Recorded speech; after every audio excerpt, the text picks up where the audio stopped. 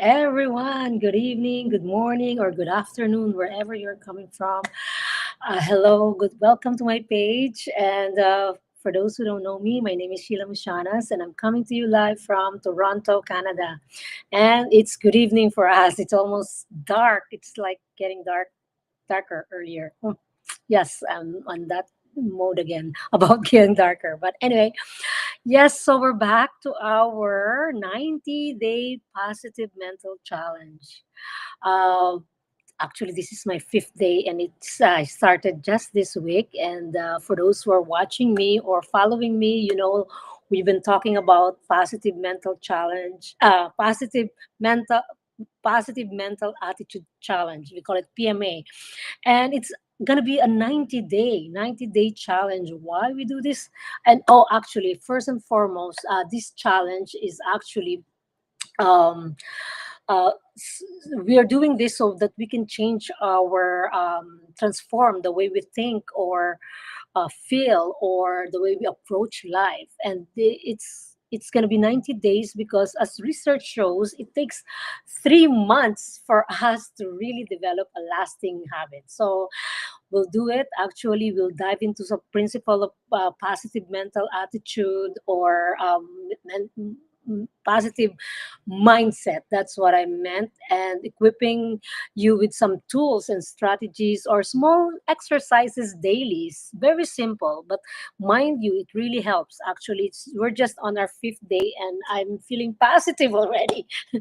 Doing all those exercises. We started on the first day, how we actually define how attitude really affects everything we see. I mean, attitude is like our lens to the world, the way we see um, the situation, people, or anything that's happening. It's our attitude is like it defines how we will react because the way um, our attitude is, like for example, if it's um,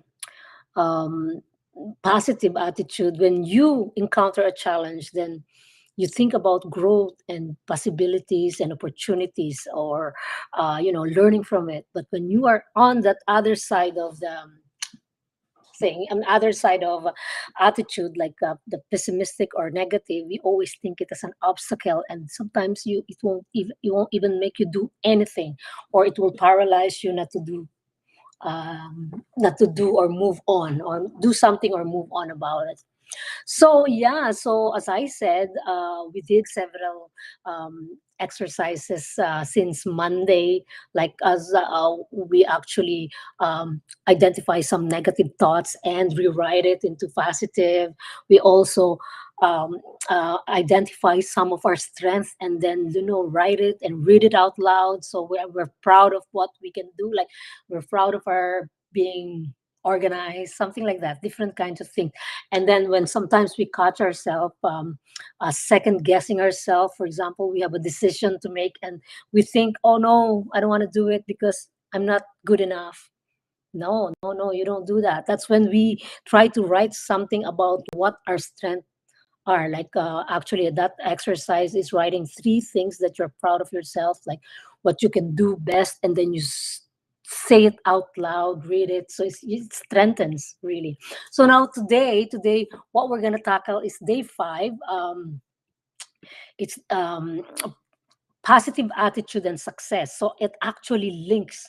You know, did you know that depending on your attitude, it will kind of make or break your success? Yeah, based on what you are feeling at the time when you're doing something. For example, you have a task, and just because you are in the positive mode, you're gonna be able to really tackle it easily, or you're actually looking at it with a with a growth mindset. Whereas if you are in a negative mode, then that's the time when when looking at the task, you are actually already paralyzed, doesn't want to do anything anymore because you look at it as a big obstacle. You think you can't do it. Like our little exercise today is something to do with trying to accomplish something small. Like, we start small but think big. Like for example, um, set a task or identify a task that you wanted to do. Don't aim for a big one. Just aim for a small one. By the way, for those who are just tuning in, or if you're gonna be watching this replay, my name is Sheila Mushanas. I'm originally from the Philippines, and I'm coming to you live from Toronto, Canada. And I am a telecom engineer by profession, and a very proud digital business owner. That's why you see me here almost every day, talking about positive mindset, talking about the things that I love to do, like physical fitness. I'm not a physical fitness guru, but based on my experience, what I do and what I love to do to make me physically healthy and mentally healthy also, because physical mindset, mental attitude, positive mental attitude. So we are now here on our fifth day of our 90-day challenge, and I'm talking about the link between attitude and achieving goals. So when your attitude is positive, the more likely to succeed on whatever your goal is. Like, so our exercise for today, in order to do to to feel empowered, or to feel that we'll be able to succeed and celebrate, let's do a simple task. Like, for example, you've been wanting to organize a closet. Like me, I did that. Actually, I have a very disorganized closet, because after our renovation, I just stuck everything there, so it's hiding. Because before, it's an open shelves, and it's like messy. So when we renovated, I put a door, and what happened is I just stuck everything inside. So that's actually, I did that last 3 nights before. A small task, like, identify something, like, that's my example. So because when you do a small task and you finish it, you feel a momentum that you were successful in doing that simple task. And then you feel so good, and it creates momentum, and then you will aspire for, or for another, a little bit bigger task. Same thing with, for example, you have a goal of trying to run a marathon. I wanted to say that sample because I did that too. I've never been an athlete in my life when I was younger. I've never joined anything, any sport or whatsoever, although I'm like walking. I don't run. And I started really doing a lot of workout when I'm already in my 40s, not when I was younger. So I'm not really an athletic person. But um, I was challenged to run a marathon. So, how do you run a marathon? Oh my God, I've never been running. I've never run in my life. Running a minute, I'll die. I'm gasping for air. So I said, but somebody told me that you can do it as long as you train for it. So I get an app, running for 1 minute, walking for 3 minutes, so on and so forth, until one day I'm running 1 hour straight. And then I said to myself, yeah, so one at a time, small tasks.